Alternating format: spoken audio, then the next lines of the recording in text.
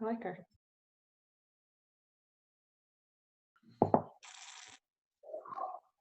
Howdy. Hello.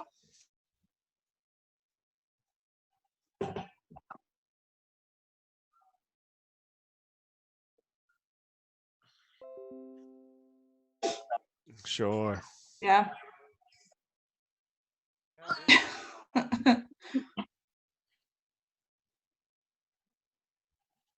Yeah. I feel like it might be worth the God wait. damn it. That's happening again. Sorry. Oh, sorry. The sound was going on the YouTube and it's delayed compared to our chat. And so there's just a lot.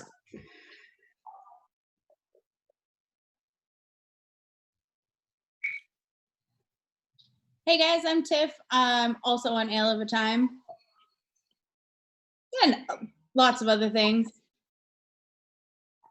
All right, so my big dumb beer tonight is, I have no idea if anyone can see this, but I've got Ella, which is a quad aged in apple brandy barrels from Free Will Brewing in Pennsylvania, so like 20 minutes from where I grew up. Sounds fucking delicious. Oh, it's really good. Sounds so good. Howdy. Dave, Ale of a Time. I've got this Cloudwater IPA. Oh, that's a really poor light for this. You'll have to just take my word for it. It's a 9% IPA. It's big. Yeah, it's definitely big. Maybe dumb as far as whether I think I would have liked this beer if it wasn't for a big dumb beer show. But it's actually not, isn't too bad. I just realised my microphone was off while we are doing that. So, hi again, everyone. Can't believe it.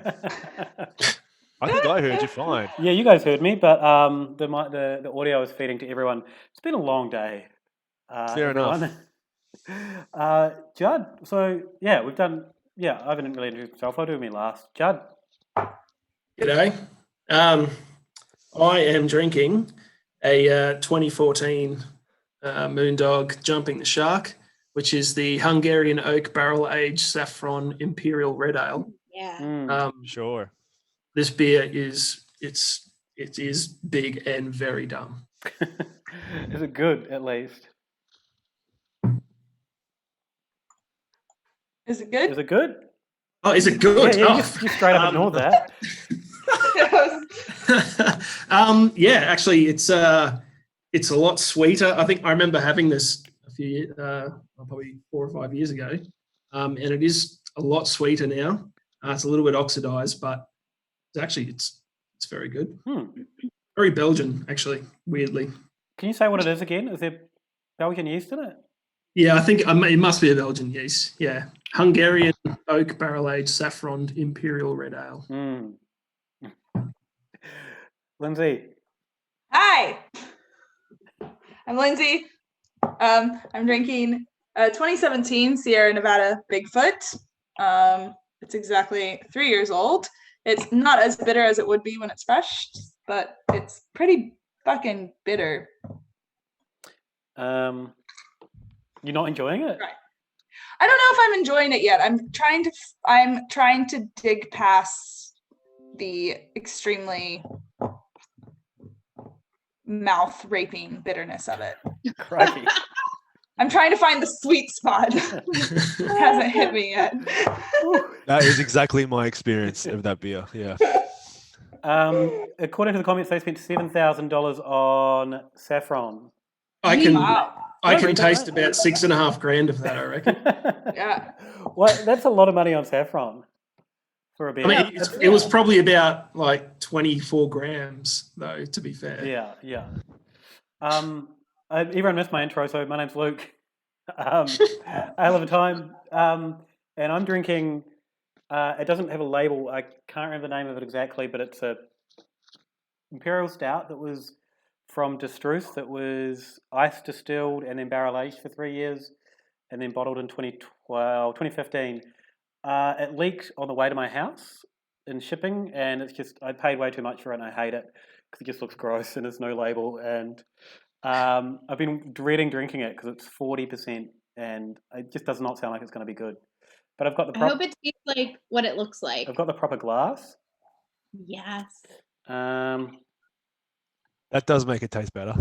I just want to see your first. I really am going to Absolutely. watch you as you drink it so I can see how it feels. Oh, it's really unpleasant. Take us through it. Take us through it. Come on. What's so unpleasant about it? It just tastes like a really bad whiskey that was like chocolate or something in it. Like fake chocolate? Yeah, like if you kind of got watery coffee and cacao nibs and then put them with cheap whiskey and like pushed them down. I don't know. Sure. That doesn't sound very good at all. Sound good. Disgusting. Doesn't stop sound good either. at all. Oh, Wills is on the chat tonight. Hey Hey, Will, Wilson. coming in from China. Everyone is waiting about bloody. Everyone's waiting for Adrian. He's leaving us waiting. I feel like there's anticipation building for him to arrive. Yeah, I feel like this is all a stick. Like I really think it's all a stick. You think he's Classic he's rock star gonna roll behavior. up At like Mhm. 9:05. you think he's doing a bit? Mhm. We'll- Oh, Sam's here. Hi, Sam. We'd love to hear in the comments what people are drinking as well. If you've got a big dumb beer on a Thursday, And if you don't have a big dumb beer, go find one. yeah. Just find a dumb beer. Yeah, Or a sort little of, dumb yeah. beer. Tiff, you tell me what your beer is again. Okay, so I've got Ella, which is a Belgian style quad aged in apple brandy barrels. So I only recently discovered Free Will because despite the fact that I grew up not far from there, I haven't lived there in 12 and a half years. I'm fairly certain it's owned by at least one woman, so that's pretty cool. And they do some fucking rad barrel aged things, so that's pretty cool. It's basically like crazy dried fruit and spices, and like a proper Belgian quad is like big, full mouthfeel, lots going on in the palate, and then it finishes super dry and pretty quick. So it's fairly drinkable for 14.7%. Is there a lot of like Belgian yeast characteristics going on in it? Is there some like clovey banana? Is there any? Not clovey banana, more like spice dried fruit. So like Mm. Oh yeah, currants and like prunes almost. yeah, because it's a quad. Yeah, Good. that sounds delicious. Is the apple brandy barrels? Apple brandy. What is apple brandy? Also, 'Cause Will, if you're necking Boat Rocker Sparkling Dramjet, that's I big. feel for anyone else in your house tonight. So both Bigsy and Jet. oh no, they're not drinking Dramjet. So Will Tatchell has got sparkling and Matthew Biggs has got still. What is apple brandy? That seems like an American thing, right? Is it an American? I think it's an American thing. I mean, gotta be. let's do a Is poll. it- If you know what apple brandy is, put your hand up. There you go. Right. Okay. Science is in. I guess we grow a lot of apples in America. It kind of makes Yeah. sense. Abe Uh, Lincoln and his apple tree. It's like what our country's founded on, You're or a something. from the Midwest. Notoriously apple laden country. Come to America for the apples. Also, Yeah, uh, apple pie. Abraham. Oh, here we go. Is his microphone working? Come on. Oh, that's a different Oh. view of Adrian. It's Yes, it's a different view. You don't see as much of the robe. So Luke is saying it's Calvados. Yeah, it's pretty similar to Calvados. Yeah. I'm I going to get move this ya. around to get him in the. Can you hear us, And Jeff Adrian? is also voting it's an American thing. so. Is the Abe Lincoln's apple tree a famous story that I'm not aware of? I mean, or, Abe Lincoln's here now. We can ask him. Oh, got him. Can you guys hear me? Yeah, we can hear you. Welcome. Hey. He's done it. We've got an I live entire in- chat of people. Wilson Heed has even turned up Begging for you. through the Oh, Great wow. China Firewall to hear you speak. Unbelievable. Great. Hey, do you have a Yeah. big dumb beer, Adrian? In front of me, Yeah. Yeah. I've got three. Okay. That'll do. Yeah. What do you got? Yeah, okay. I've got this one, which isn't so big or so dumb.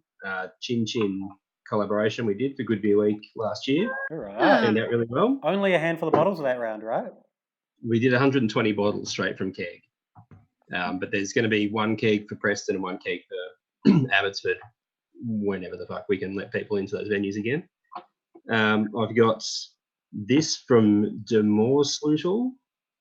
It's an 18% freeze distilled chipotle, cacao, vanilla, and cinnamon Imperial Stout. Mm. It's actually pretty That good. sounds on Yes. brand. Yeah, Yeah. Yes. I've got one Yeah. of the beers that I think you probably got me here for.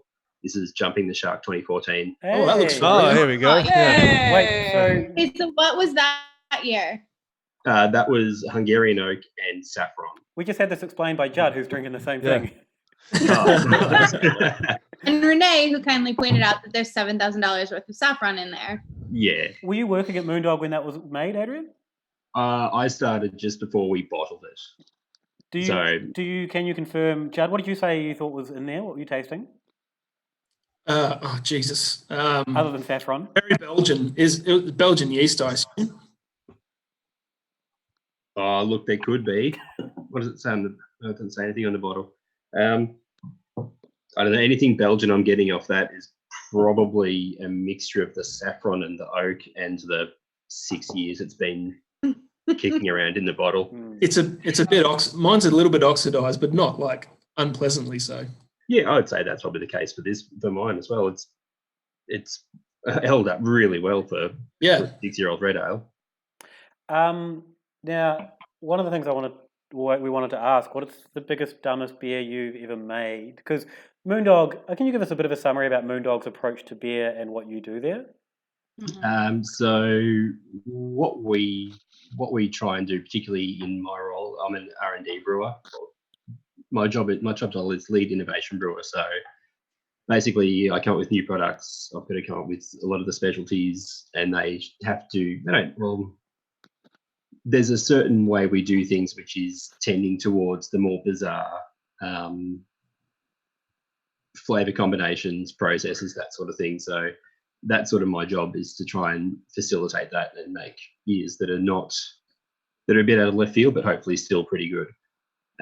As far as the biggest and dumbest beer I've ever made, it would probably be a collab we did with Frankie's in Sydney, called Toxic Motherfucker 2.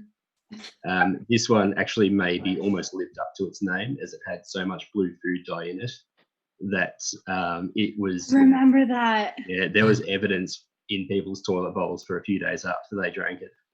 Did people send you pictures of that? Yeah. Oh, no, they didn't. Let's just say I had some, but then I also got to witness the artificial food dye behaviour exhibited by a number of consumers, which was beyond the alcohol content of that particular beer. What was the alcohol content on it? I wasn't even that much. It was like 7 or 8 or something. It was pretty modest. What was Toxic Motherfucker 1? Toxic Motherfucker 1 was... we tried to make it glow in the dark by adding a shitload of vitamin B to it, because that fluoresces under fluorescent light, under UV light. And now... And this is why we got you for this chat. That's perfect. So great. So good. That might be the dumbest thing I've ever done. It's like a vague recollection of like doing really obnoxious cheers with that beer during Sydney. Was it Sydney Beer Week, right? Yeah. And we were like cheersing, so the beer just went everywhere. Yep. Wait, And then 1 or 2? 2. This would have been 2 for sure. Yeah, that was a stupid night. So one of the other issues with that beer was it would stay in your hands. So you couldn't actually wash it. It would stay on your hands for 3 or 4 days. What? Yeah, the bar staff fucking hate it. How much food dye did you put in that exactly? Just under the legal amount, maximum permission. An inadvisable amount. It was inadvisable. But, well, actually, no, it was advisable because it was still below the dosing rate recommended by the manufacturer. They're probably just trying to sell a shitload of food dye, though. So. What did you buy the food dye in? Sorry, because I've never seen food dye. Like, I just imagine you having a bunch of little like icing coloring. No, it's actually squeezing them in. even before it gets to that point. It comes in this like an ice cream tub size thing, and it's a powder that is kind of iridescent and purple. And if you put just the slightest drop in, it will turn water blue instantly for months afterwards. It's it's very light. So if you put a spoon or something into it, it goes into the air. For probably 12 months after that beer, I was hosing down the tops of the tanks and I'd see random blue streaks coming off. It it was a consistently sobering reminder of why not to do that sort of thing. I've just managed to, through the power of technology, bring up for the people on YouTube to cover our faces with a screenshot of that beer. Looks gross. Not going to lie. Yeah. Oh yeah. It was Yeah. it was look, it was the sort of beer that I think you drank with your eyes and then reluctantly drank with your mouth, and then probably didn't have more than one. It tasted really good though. I've got a brewing question from Sam from Fixation. Is it a hit and hope approach to your Big Dumb beers, or do you have a more structured approach to dumbness based on past results?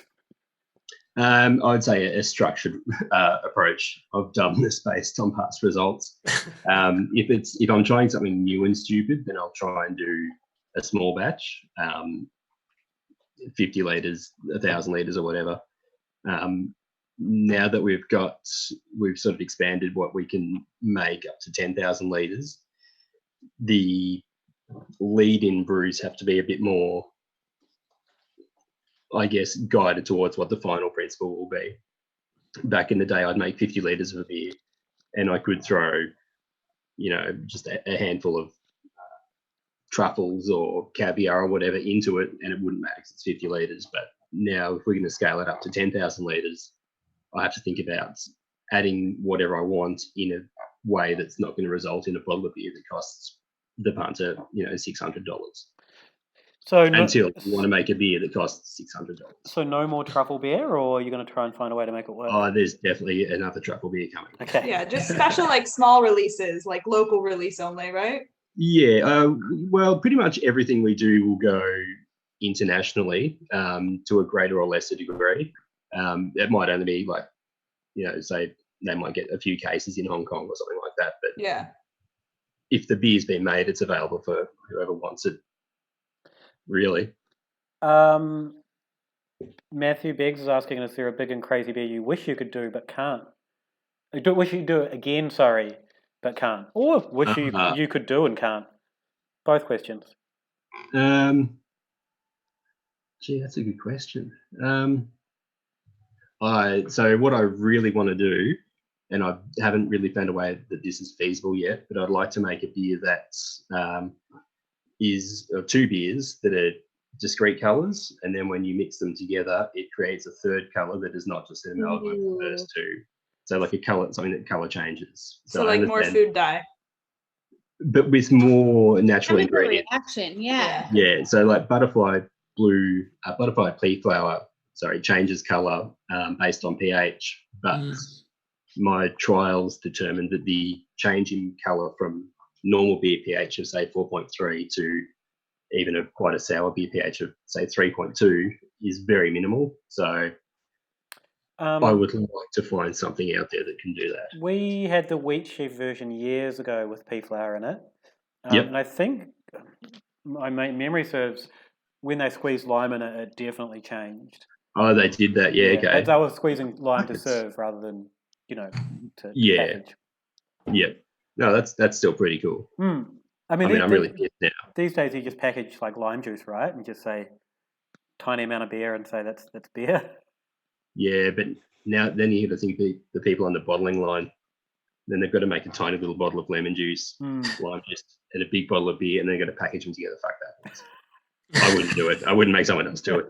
That is so common sense and logistical. That's no fun. No, I know. That really sucks. Yeah. Did you? When people start asking you how you can do these things, I'm like, oh, look, I just got remember back in the day when you just had to serve it out of the bar right in front of the brewery. Yeah. That's exactly right. Times were so much simpler. Are you still doing pilot batches at Moondog OG? Yes. So we pretty much stopped doing the 50-litre batches. The pilot batch size has now gone up to the 1,000 litres that constitute the original brewery, because that's a much better way to scale up to 5,000 or 10,000 litres. So we can do things. There are things we can't do on the 50-litre system. We can do it 1,000 litres that are applicable to 10,000 litres. So pretty much now, every pilot batch is at least 20 kegs, which we split between Preston and Abbotsford, and sort of get a bit of feedback. Some of them we won't necessarily do pilot batches of if we're confident in the final product. We've done a lot of fruit beers, a lot of sour fruits and that sort of stuff. So we're more than happy just to sort of kick that out as and when we need to.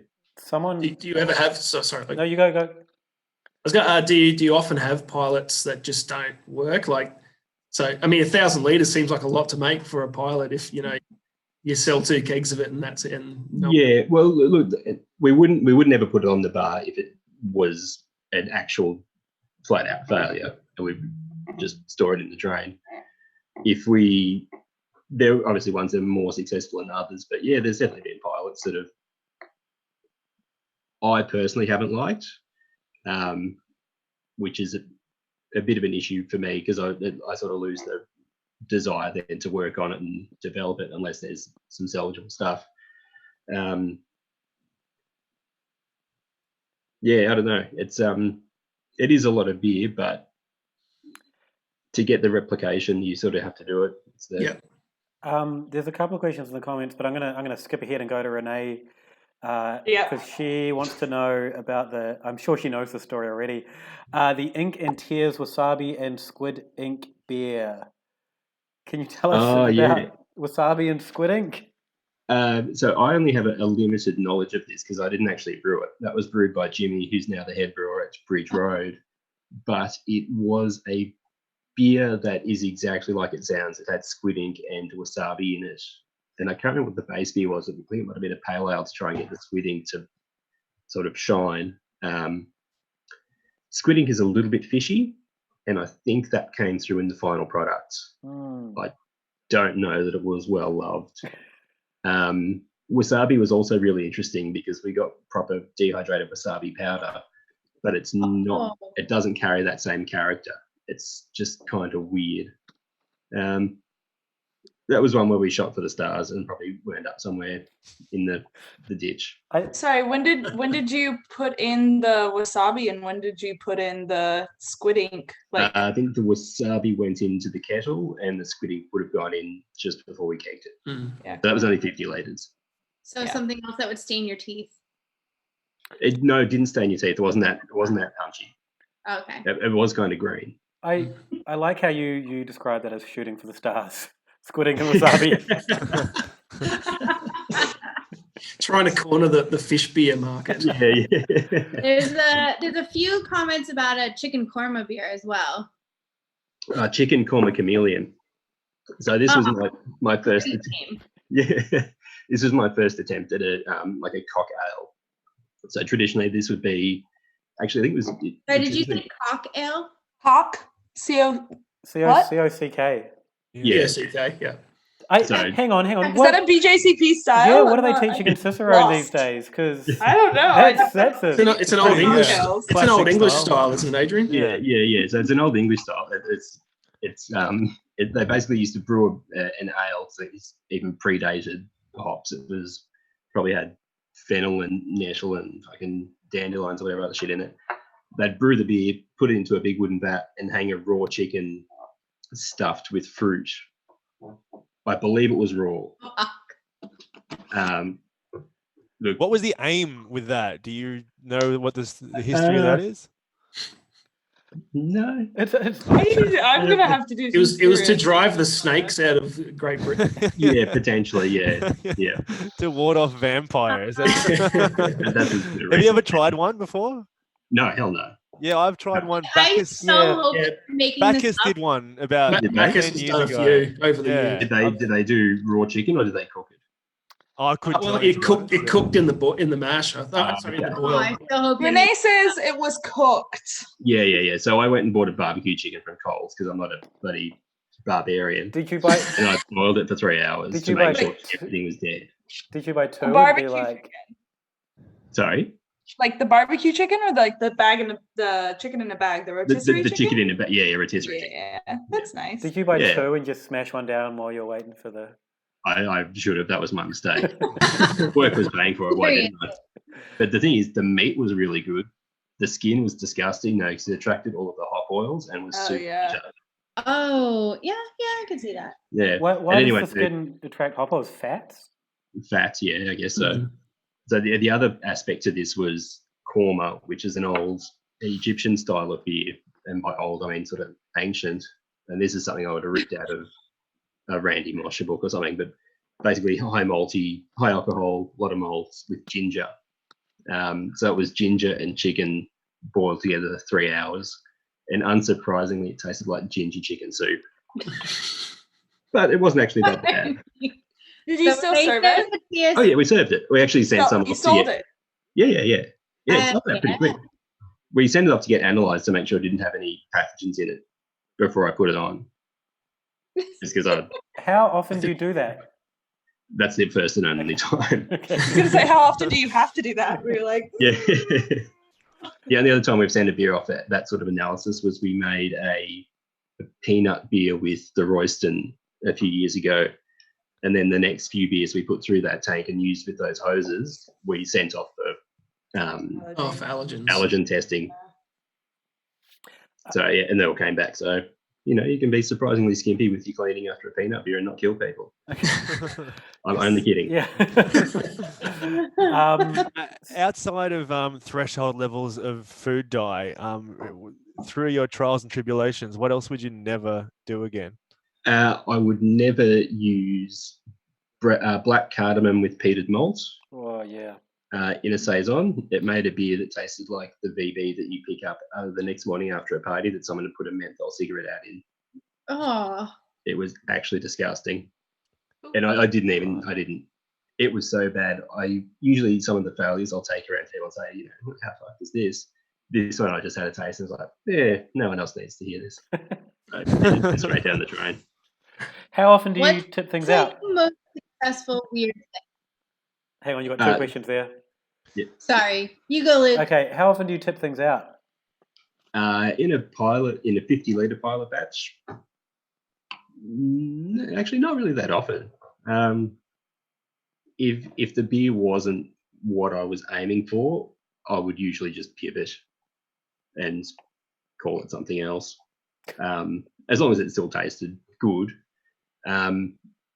In a 1,000-litre batch, almost never. Pretty much only if there was an actual fermentation fault or contamination or something like that. What was your question, Tiff?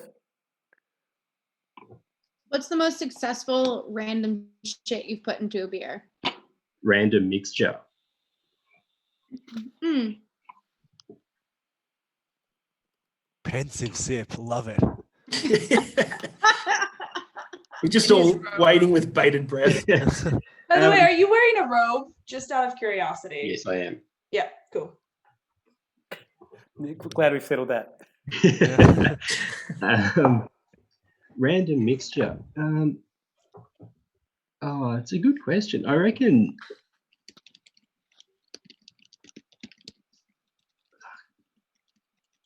I wish I had a better memory for some of this shit because I know there's been some weird things go in. Actually, probably the best result I had for something that I was not expecting was at one point we had a large amount of stout in tank. And by large amount, I mean so 800 litres that we'd brewed for something else that was then no longer required. And so we were basically just pulling single kegs off and adding stuff to it to put on the bar for the single keg.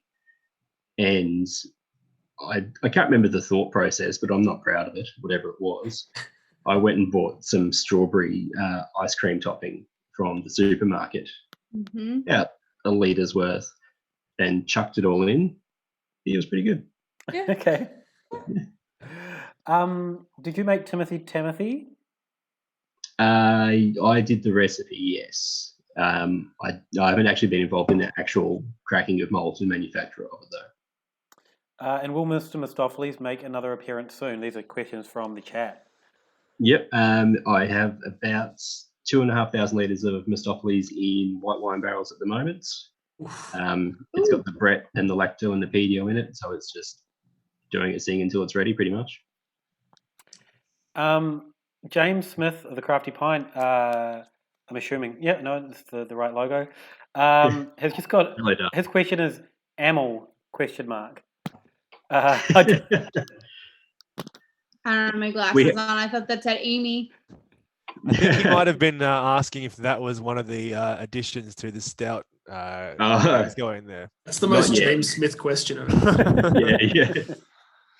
Not yet, but look, if he's got some, I'm happy to experiment. Probably only with a 50-litre batch, though. Hey, Lindsay, I want to know how your Bigfoot's going. It's gone. It's gone? Did it get any Gone. better? Jesus. Yeah, it got pretty good.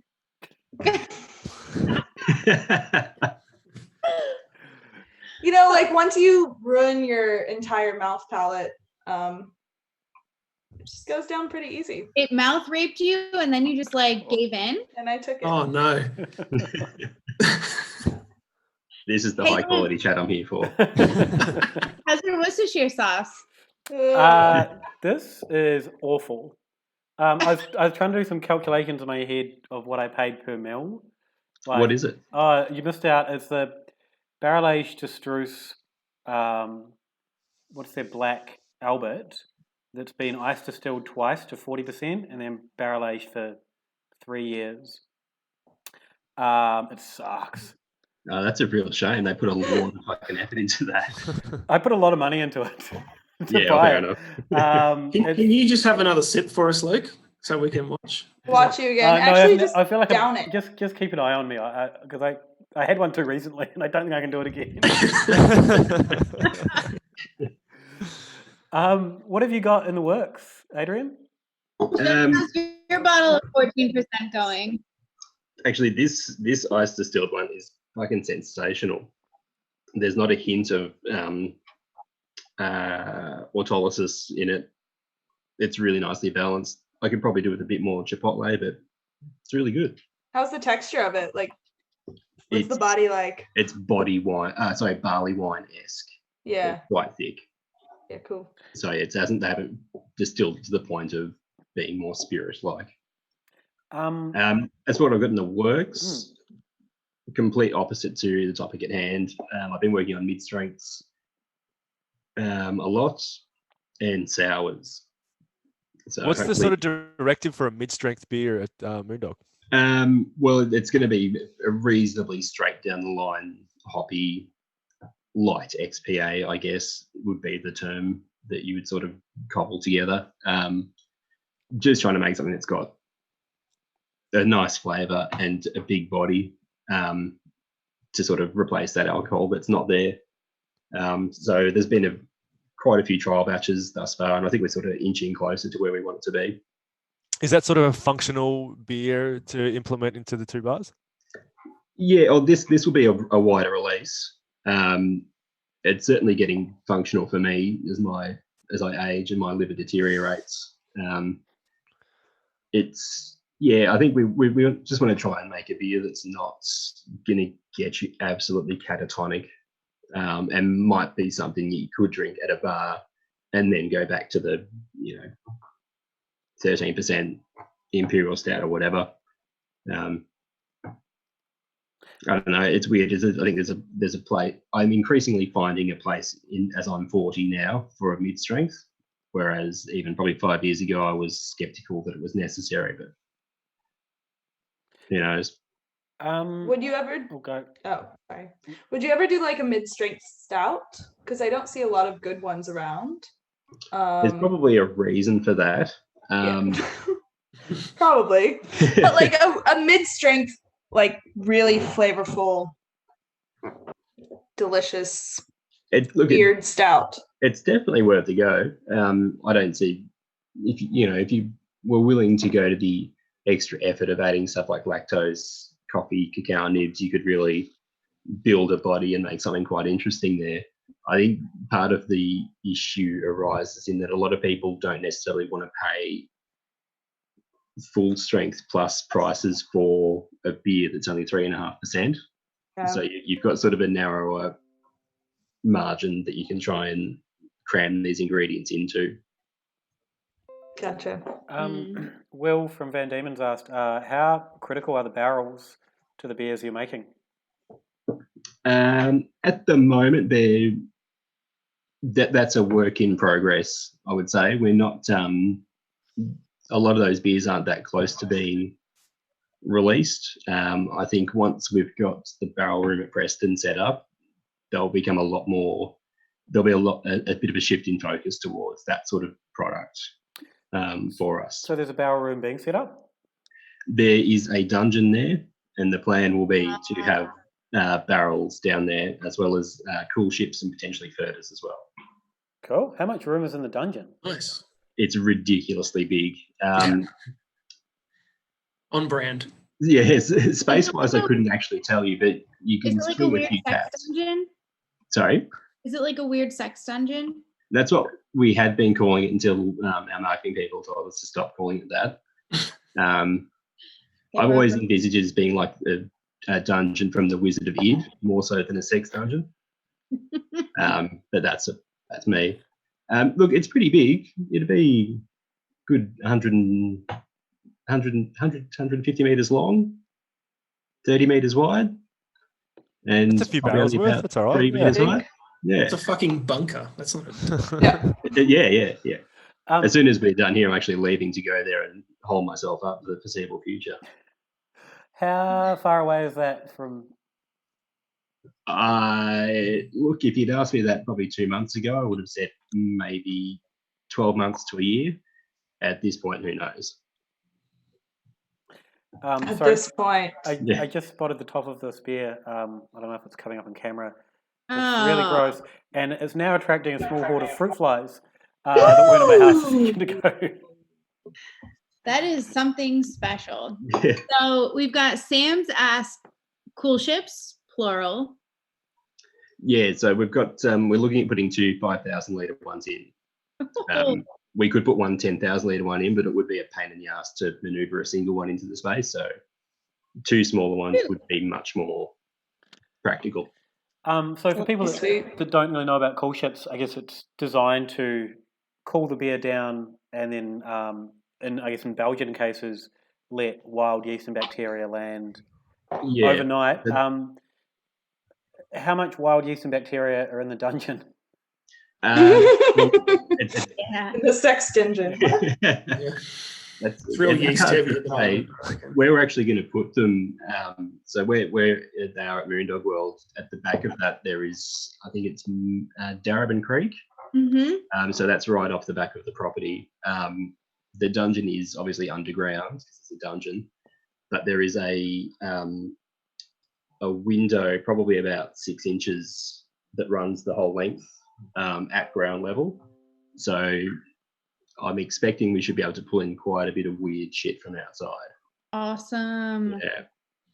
So the idea, the science behind a cool ship is that as something's cooling off, like so the liquid itself is cooling off, it's pulling the cold and all of the yeast out of the air around it. So that's why like more surface area, quicker cooling, more surface area for pulling in more wild yeast. Yep. And the benefit to it as well is that as the temperature drops, different microbes will be able to survive, grow, and then probably become a bit dormant as the temperature keeps lowering. And depending on how rapid that rate of cooling is, you'll develop different sort of characteristics in the end product. I say this like I haven't just read it in a book, but I have literally just read it in a book. We'll see what happens the first time. But it is versus, in case anybody doesn't know, like standard heat exchanger is way like quick chilling is what we normally try to do in brewing, right? Exactly. Like you're trying As to much oxygen away from your beer as possible. Like keep it safe. Yeah. Keep it secret. Going back to more Keep some traditional secret brewing stuff. stuff. Yeah. Also, when you pump all the water in there, or the wort in there, you put a bone in it. You got a stew going, baby. Chicken korma. Yeah. Chicken korma. How much homework, Adrian, will go into the placement of the cool ships? Well, there's literally only one place for them to go, so right. Absolutely fuck all. Gotcha. That makes it easy at least. Yeah. The direction the Lost Around cool ship goes, so you can just. I think the only way they'll fit will be lengthways into the into it. We might put some thought into potentially, again, who knows, maybe bring some fans or something like that in to help draw the air in from outside. They obviously generate quite a bit of steam, so trying to figure out a way of extracting that steam while still bringing stuff in, I think will be probably a bit of a challenge, but I can almost guarantee you that we'll put the cool ships in, and then the next day we'll put Wort in it, and then we'll see what happens. That's This awesome. is the Moondog way. That's exciting. Yeah. Like, We've got one question about dark lagers. Have you made a dark lager, or will you make one? Let's see. We've straightened it just because dark lagers are possibly the least cool beers on the planet. I disagree. Look, sorry. From the majority of the beer drinking perspective, dark lager is the least cool beer on the planet. Although, if I'm not mistaken, before your time, Adrian, Moondog released Bock Naked, which was yeah. cracking beer, actually. Yeah, so Bock's the second. New Belgium has 1554. That's highly successful. Yeah, right. I'm getting an education here. Look, How dare we you? have no plans to make a dark They're lager. out there. I'm glad to hear it. Feels like we're really pushing dark lagers tonight, hey? Winter is coming. Yeah. Wait till I Well, take this back to the focus house. trip back to work tomorrow. Hey guys, we've got to make a dark lager. luckily for you, it seems like everyone from Moondog is actually watching this live. So Oh, good. There was a question that was retracted, and I can't remember if it came up. It was ages ago in the Mustard? chat. Mustard. Have you ever used mustard, or would you ever use mustard in a beer? Yeah, so we did a beer ages ago for a hamburger chain, which I think is no longer existent. But they Completely want, unrelated, I'm sure. these two things aren't. There's no correlation. They wanted a beer that tasted like hamburgers. Oh my fucking god. So look, No, wait. I want to hear where this goes. I'm imagining like a tomato Yep. and pickle goza yeah, not a goza, pale ale. I beef. think it was a pale ale. Okay. Yeah, mustard seeds, Beef stock? tomato, smoked malt. So we use beechwood malt to emulate the bacon, and we use mesquite smoked malt to emulate the beef patty. oh my god, who is this for? This sounds horrible. Does The this cheese still we couldn't call exist? Oh, I mean, I'm sure there's a keg sitting around somewhere, but Yeah. possibly in a foreclosed. Can we please find this keg? Please. I could probably Hope find the it's gone recipe. sour. Maybe You can it's send the out growlers opposite. of it right now for like everybody who's listening to this podcast, delivery. Send out some growlers. Look, honestly, the beer was pretty good. Um, All right. Out. my knowledge of spice. Am I wrong in thinking Eye of Newt was mustard seeds? And Eye of Newt, like, you know how you see witches making Eye of Newt, and you're like, oh, that's a creepy thing for a witch to use, but or anyone to use really. But that's just like black mustard seeds, which I think was Yeah. used in like Gruit and stuff way back in the day. So Yeah, okay. just throwing it out there, little mustard seed with your next cocktail, you got a stew going. Yeah. I'm so looking up if cocktail's a real thing. 'cause I Yeah, don't- me too. As soon as this ends, I'm getting deep. into Bacchus the could have well, pulled her over deep my into a eyes, hole. but Don't I've let the definitely shop seen pull it. you in and I think believe theirs it. was a red. There was a red cock ale from memory. I think the back. It would be in here, Oh, wouldn't was it? Yeah, maybe. I know that Randy This is my Mosh's laptop holder. Radical Brewing has it. There's a Yeah. recipe in there somewhere. That would have been yeah. probably where I wrote it. For Yeah. a cocktail. Oh yeah, no, it's a real thing. 17th and 18th century England. How? Oh, so it wasn't actually even that long ago. And no, I thought that the was some normal Middle Ages. ale was brewed inside a container to which was later added a bag stuffed with parboiled skin and gutted cock and various fruits and spices. Okay, parboiled. So Yeah. They're No, not no, words. the- No reason not to have used hops in the 17th and 18th century. The skin was parboiled. It doesn't say the gutted cock was. It did say the I'm getting them on How's semantics. that for a sentence that you thought you were going to say at some point in your life? Really? parboiled skin and gutted cock. Yeah, so the cock was parboiled, gutted and skinned. No skin. There you go. Is there any way that just people could come across this stream on the internet without knowing what we're discussing? Yeah, look, I don't think. Like if we just did hashtag cocktail. Yeah, I think there's a high traffic on a Google search for cocktail, so we are featuring, I think. I really think the fact that Excellent. literally It'd have to be step cocktail, I reckon. the fact that everyone is literally streaming everything right now. He said Bacchus D1 tried it once. It's clucking awful. Who's saying that? Where's that one from? Who Who said do you that? reckon? Yeah, who do you think? Somebody who has 2 small children. James It's fucking is supposed to awful. be spending the night on his couch, and he's being Bad distracted dad by that. joke. Go back to Isn't he with his family right now? He also He's certainly acting like it. Just chuckling to himself on his laptop while his kids run around. That's great. Yeah. Time. James also asked Dunbar's whatever. Dunbar's Dream? Yeah, Baltic Porter, Yes. That's a black lager. dark lager. Was it? We've got you on a technicality. Got him. Yeah, all right. Baltic Porter's blue I've made one. lager yeast. So Oh. I reckon we're gonna wrap this one up. But what I'm gonna do is drop the link to this Zoom that we've got going on into the chat, and I'll end the official stream. And if people want to jump into the Zoom and just have a little after party,